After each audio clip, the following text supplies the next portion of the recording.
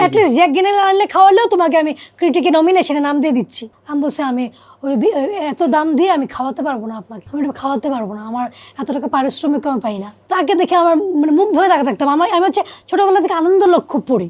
তার প্রথম সিনেমা মনে আমি দেখছিলাম ভিসিআরে মোহরা দেখছিলাম, মনে হয় মোহরা দেখছি। কিছু হলে ওনাকে ফলো করি, ওনার কিছু হলে আমি ছবি দেই, কিছু হলে আমি লিখি বার্থডে উইশ করা এটা ওইটা। ম্যাম প্লিজ আপনি আপনার আমার ঠিকানা একটু দিবেন প্লিজ, এরকম করে আমাকে ট্যাগ দিয়ে লিখতেছো। আমি কি বলি নাই এই কথাগুলি? আমি অবশ্যই বলছি। তুমি ধর্ম নিয়ে বলতেছিলে যে তুমি নামাজ পড়ো, রোজাও রাখো। আমি পৃথিবীতে এখন কাউকে ভয় পাই না একমাত্র আল্লাহ ছাড়া, এবং লা ইলাহা ইল্লাল্লাহ মুহাম্মদ রাসূলুল্লাহ এটা আমি বিশ্বাস করি, আর কিচ্ছু বিশ্বাস করি না। এখন আমাকে যদি কেউ না ডাকে, যে আমার এই মাসে আমি একদিন কাজ করছি, তারপরে আমাকে বুঝতে হবে যে আস্তে আস্তে আমি হয়তো আমার জনপ্রিয়তা কমে আসতেছে, বা হচ্ছে মিডিয়ার অবস্থাই ভালো না, বা অনেক কিছু প্রবলেম, বা আমারও অনেক প্রবলেম থাকতে পারে। মিডিয়ার সাথে ভালো সম্পর্ক আমি যদি বলি, অবশ্যই নিলয়, হিমি, তারপরে হচ্ছে সাগর জাহান ভাই, জাহিদ ভাই।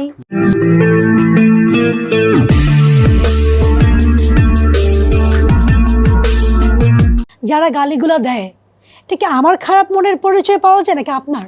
আমার ফ্যামিলির বাজে পরিচয় পাওয়া যায় নাকি আপনার?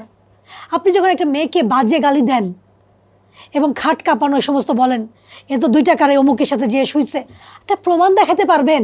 আমি ইচ্ছাকৃতভাবে কি করছি না করছি আলাদা বিষয়। আমি কারোর সাথে টাকার জন্য গেছি, বা কেউ আমাকে এইটার জন্য এর সাথে আমি ভালো রিলেশনের জন্য আমি এই কাজটা পাইছি, কোনো প্রমাণ আপনাদের কাছে আসে থাকলে আমাকে ওই গালিটা দিয়ে না আপনারা, আমি মাথা পেতে নিব। মেয়েরা কখনো একা বেশ্যা হতে পারে না, একটা পুরুষ আসতে হয়। সেজন্য কাউকে গালি দেওয়ার আগে নিজের বোন আছে, স্ত্রী আছে, ওয়াইফ আছে, ফ্যামিলির নিজের মেয়ে আছে, এটা চিন্তা করে গালি দিবেন। আমি নিজেকে দিন মজুর বলবো যে যেদিন আমার শুটিং আছে সেদিন আমার টাকা আছে, যেদিন আমার শুটিং নেই সেদিন আমার টাকা নেই। ইভেন আমি যদি চাইতাম আমি ন্যাশনাল অ্যাওয়ার্ডও পাইতে পারতাম, আমি চাই নাই, পাই নাই। চাইলেই পাওয়া যায়, আমি আসলে যাই না, আমি যদি ড্রিঙ্ক করি না, কি জানো না, একটা হুইস্কি, অনেক হুইস্কি কিন্তু অনেক জেডি টাইপের, জ্যাক ড্যানিয়েল। হ্যাঁ, একজন আমাকে বলছে যে অ্যাটলিস্ট জ্যাক ড্যানিয়েল আনলে খাওয়ালেও তোমাকে আমি ক্রিটিকে নমিনেশনে নাম দিয়ে দিচ্ছি। আমি বলছি আমি ওই এত দাম দিয়ে আমি খাওয়াতে পারবো না আপনাকে, ওটা অনেক দাম, অনেক দাম, আমি এটা খাওয়াতে পারবো না, আমার এত টাকা পারিশ্রমিক আমি পাই না। রিমো, তোমার লাইফ দিয়ে আসলে অনেক কিছু গেছে, আমি শুনে আমার খুবই honestly I feel so like pathetic আসলে, যে এইরকম তোমাকে you have to go through. Okay, তোমার অনেক লাইক ফ্যান্স আমি যেটা দেখলাম, তুমি এই তোমার নিজেরও ভালো লাগার কেউ আছে, তুমি আসলে কার ফ্যান? আমি ফ্যান হচ্ছে আমি রবিনা টেন্ডনের ফ্যান। রবিনা টেন্ডন? হ্যাঁ, যে কিনা প্রত্যেক বছর আমার বার্থডেতে। বাংলাদেশে কারো ফ্যান না তুমি? বাংলাদেশে অবশ্যই আমার রবিনা টেন্ডন কথা বলো, তারপরে বলছি। রবিনা টেন্ডন হচ্ছে আমি যখন প্রথম বড় হলাম, ক্লাস 7-8-এ পড়ি, পাথরকে ফুল আসলো, ওনার যে বড় বড় ইয়াররিং, তার চুলের কাটিং, ও মাই গড কি একটা ওরা, তাকে দেখে আমার মানে মুখ ধরে তাকে থাকতাম। আমি হচ্ছে ছোটবেলা থেকে আনন্দলোক খুব পড়ি, এখনো পড়ি। আমি আনন্দলোকের ফ্যান ছিলাম, সিনেমা দেখি নাই কিন্তু আনন্দলোক পুরোপুরি তার ফ্যান আমি হয়েছি। তার প্রথম সিনেমা মনে আমি দেখছিলাম ভিসিআরে মোহরা দেখছিলাম, মনে হয় মোহরা দেখছি। তার আগে পর্যন্ত আমার সিনেমা দেখার কোনো অপশন আসে নাই। তো তার আমি এত ফ্যান ছিলাম, কখনো মনে হতো যে আমি যদি মুম্বাই যাই তার সাথে দেখা করতে যাব। তাই এর মধ্যে টুইটার আসলো, ইনস্টাগ্রাম আসলো, এরকম এটা অনেক কিছু করতে করতে তো আমি প্রত্যেক বছর ওনার করি যে কবে ওনার একটা সিনেমা আমি নিজে যাই ইন্ডিয়া দেখতে পারবো। মানে আমি যখন মিডিয়াতে মানে যখন আমার অ্যাবিলিটি হয়েছে ততদিনে ওনাদের সিনেমা, ওনারা তো এখন বিয়ে শাদী করে সংসারী হয়ে গেছে, খুবই অল্প অল্প সিনেমা করে, এত র্যান্ডম সিনেমাও আসে না। তো হচ্ছে আমি ওনার সাথে টুইটারে আমি হয়েছি, আমি অল টাইম কিছু হলে ওনাকে ফলো করি, ওনার কিছু হলে আমি ছবি দেই, কিছু হলে আমি লিখি বার্থডে উইশ করা এটা ওইটা। তো একটা টাইমে আমি তখন ওনার একটা সিনেমা আসছে মাত্র একটা সিনেমা আসছে, মানে মা আর কি, মা নিয়ে। তো ওইটা দেখতে আমি যাব। তো আমার হতেছে মুম্বাইতে, আমি দেখলাম যে মুম্বাইতে যে যদি আমি দেখি আমি থাকবো কোথায়, অনেক টাকা কস্ট পড়বে, ওই টাকাটা আমার তখন ছিল না। তার আগে আমার হচ্ছে কিডনির কিছু রোগ ধরা পড়লো, আমি ইন্ডিয়াতে যেয়ে আমার ফ্রিকুয়েন্টলি ইন্ডিয়াতে যেয়ে আমি টেস্ট করাতাম কলকাতায় যেয়ে। তো আমি ভাবলাম কি যে মুম্বাইতে এবার যেতে পারবো না, তা এটুকু আশা পূরণ করি যে ওনার সিনেমা আমি প্রথম বড় পর্দায় দেখবো। তো কোয়েস্ট মলে যে বড় পর্দায় দেখছি এবং এবং ওইটা ভিডিও করছি আমি ওনার টুইটারে দিচ্ছি, ইনস্টাগ্রামে দিচ্ছি, ওনার পোস্টার সাথে ছবি তুলছি। তখন উনি বুঝলো যে এই মেয়েটা আসলে একটা ক্রেজি ফ্যান। তারপর ওনাকে আমি একটা খুব রিকোয়েস্ট করছিলাম যে ম্যাম আমার খুব শখ, আপনাকে আমি একটা বাংলাদেশের জামদানি শাড়ি গিফট করব, ম্যাম প্লিজ আপনি আমার ঠিকানা একটু দিবেন প্লিজ। সে চাই নাই, অনেক কষ্টে ওনার ঠিকানা আমি একটা পাইছিলাম।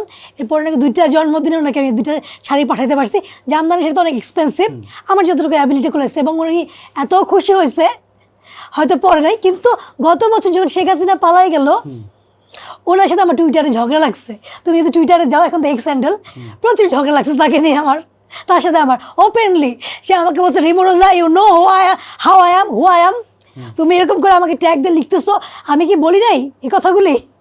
আমি অবশ্যই বলছি যে ওই যে হিন্দুকে মারতেছে, হিন্দু নিয়ে প্রচুর কন্ট্রোভার্সি হলো না যে বাংলাদেশে হিন্দুদের পুরাই ফেলতেছে। আমাদের বাপ্পা ভাইয়ের যে বাপ্পা হয় না কি নাম, বাপ্পা না বলে সরি রাহুল আনন্দর ভাইয়ের ঘর বাড়ি পুরাই ফেলছে। এগুলো না ইন্ডিয়ান আর্টিস্ট থেকে আরম্ভ করে সবাই প্রচুর হিন্দু পুরাচ্ছে, হিন্দুদের মেরে ফেলতেছে। বাংলাদেশ একটা হিন্দুদের জন্য মানে মানে ইনসিকিউর একটা জায়গা হয়ে গেছে। তখন ওনাকে আমি বলতেছি যে এগুলো হচ্ছে, উনি একটা মানে একটা টুইট করছিল যে সব পোড়া কতগুলি, সে পোড়াটা পরে আমি দেখছি যে কোনো সিনেমার একটা অংশ, সেটা উনি আবার টুইট করছে। তা আমি বলছি ম্যাম এটা একটা ফেক, এটা না। আপনি এত ভালো জানেন, এত মানুষের আপনি পশু নিয়ে, আপনি পেটার একজন এত বড় একজন অ্যাম্বাসেডার, আপনি পশু পাখি মানুষের জন্য এত কিছু করেন, আপনার তো ম্যাডামের উচিত যেটা ফেক একটু চেক করে আপনার এটা করা উচিত ছিল। পরে বসে আমাকে ট্যাগ করছে, রিমোরোজা do you know how I am, তুমি তো আমাকে অনেকদিন ধরে চিনো। এবং তার এই বছর ছাড়া গত বছর সে আমাকে বার্থডেতে আমার ছবি দিয়ে বা আমার নাম দিয়ে ওনার প্রোফাইল থেকে আমাকে কিন্তু হ্যাপি বার্থডে উইশ করে কিন্তু সে। তো এটা আমার অ্যাচিভমেন্ট যে উনি, এবং হচ্ছে আমি ওনাকে বলছি যে আমি যদি মরে না যাই, এবার যেমন আমি একটা এআই দিয়ে ওনার বার্থডেতে আমাদের দুজনের একটা ছবি করছিলাম, তুমি দেখছো কিনা জানি না, যে আমি একদিন যাব, যে আমি তোমার সাথে ভেবে ছবি তুলবো। উনি কিন্তু জানে যে আমি কোনো এক সময় যাব। এবার আমি যেতাম জানো, এবার আমি যেতাম আমার ঠিক আছে। তোমাদের ঝগড়া যেটা কি আর ঝগড়া যেটা। ওকে সো রিমু, আরেকটা হচ্ছে তুমি ধর্ম নিয়ে বলতেছিলে যে তুমি নামাজ পড়ো, রোজাও রাখো। রোজা আমি খুব রাখতে পারি না, সব মিথ্যা কথা বলে লাভ নেই। আমার নাম রোজা আমার আম্মু রাখছে। তো হচ্ছে আমার পানিতে না খেলে প্রবলেম হয়, আমি যেহেতু কিডনি সার্ভাইভার। ধর্ম না, আমি খুব স্পিরিচুয়াল না, but I am believe in Allah. আমি পৃথিবীতে এখন কাউকে ভয় পাই না একমাত্র আল্লাহ ছাড়া, এবং লা ইলাহা ইল্লাল্লাহ মুহাম্মদ রাসূলুল্লাহ, এটা আমি বিশ্বাস করি, আর কিচ্ছু বিশ্বাস করি না। এরপরে কে আসবে, কে যাবে, কে লিডার হবে, কে কি হবে, সেটা আমার বিশ্বাস করার ইয়েও নাই। আমি জানি মানুষের ক্ষতি করতে পারে, অনেক ব্ল্যাক ম্যাজিকের শিকার আমি আমার স্টেপ মাদের দ্বারা হয়েছি, আমার অনেক কলিগদের দ্বারা হয়েছি, অনেক রকমের পলিটিক্সের শিকার হয়েছি আমি। এখন যে আমি তো বললাম যে আমি আমার থেকে অনেক ভালো ভালো অভিনেত্রী আসছে, যেখানে আমি ক্যারেক্টারগুলো যেগুলো করি, বোন বড় ভাবি বা এগুলো ক্যারেক্টার, তারা আরও ভালো অভিনেত্রী, কিন্তু আমি যে টাকাটা নিই তার থেকেও তারা কম নেয়, সহজে পেয়ে যায়, যার কারণে রিমোর এখন হয়তো চাহিদা কমে গেছে। তারপর আমি যতটুকু আমার রেজিকা থাকবে অতটুকু আমি পাবো।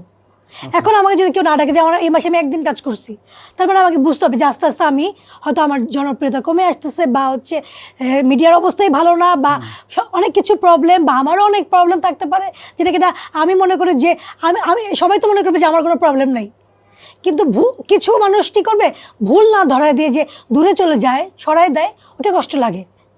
তোমার আমার সাথে মিশতে ইচ্ছা করবে না, বা আমাকে তুমি নিবা না, ফাইন, তুমি আমাকে ভুলটা ধরাই দাও, তারপরে বলো।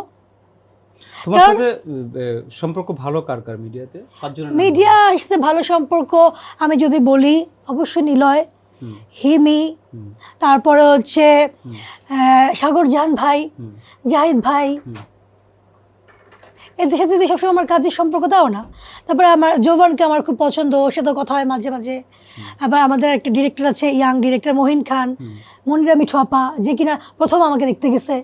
তার সাথে আমার অনেক বড় বোন, মা মেয়ে সম্পর্ক, বড় বোনের সম্পর্ক থেকে আমি খুব ভালোবাসি। এবং এখনো পর্যন্ত আমি যদি বলি যে ক্যারেক্টার আর্টিস্ট যে সুপারস্টার হতে পারে without any theatre background, Monira Mithu is legend.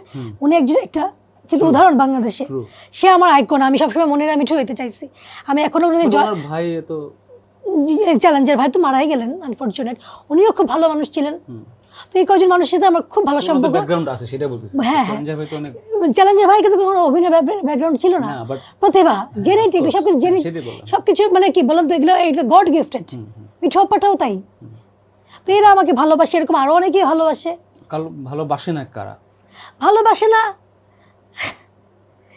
যারা আমাকে নেয় না বা নিতে চায় না, দেখতে পারে না। তোমার অনেক মন খারাপ হয়ে থাকে বা একটু গ্রাজ থাকে ওদের প্রতি, যে তোমাকে আসলে তোমার কথা শুনে মনে হয় তোমাকে কেউই পছন্দ করে না, কিন্তু তুমি তো বললে তোমার তো অনেকেই পছন্দ করে, তার মানে তোমার সাথে তো করে। আমি কি এখন ওদের সব নাটকে কি আমি থাকি? আচ্ছা, দ্যাটস আ ডিফারেন্ট থিং না? যেমন আমি অপূর্বার সাথে আমার খুব ভালো রিলেশন, সব নাটকে কি আমি থাকি? বাট সেটা তো ওর উপর ডিপেন্ড করে না। এক্স্যাক্টলি তাই। এখন নীলয়ের প্রোডাকশন আছে, হ্যাঁ রাইট, নাফ আছে। নীলয়ের যে নাফটা শুরু করছে আমাদের চোখের সামনে দেখছি যে ছেলেটা কি স্ট্রাগল করছে, তার নাফ এখন সিনেমালার নাফ, এগুলো কিন্তু এখন মানে যা নাটক তোমরা তো একদম রিচ হয়ে যায়, খুব ভিউ হয়ে যায়। তো এই ছেলেটা কিন্তু কম পরিশ্রম করে নাই। ওর যেহেতু নিজের প্রোডাকশন আছে, যেহেতু দেখে আমি ক্যারেক্টার করি, ও যেমন আমাকে খুব মায়া করে, সে মায়াটা খুব কম মানুষই করে।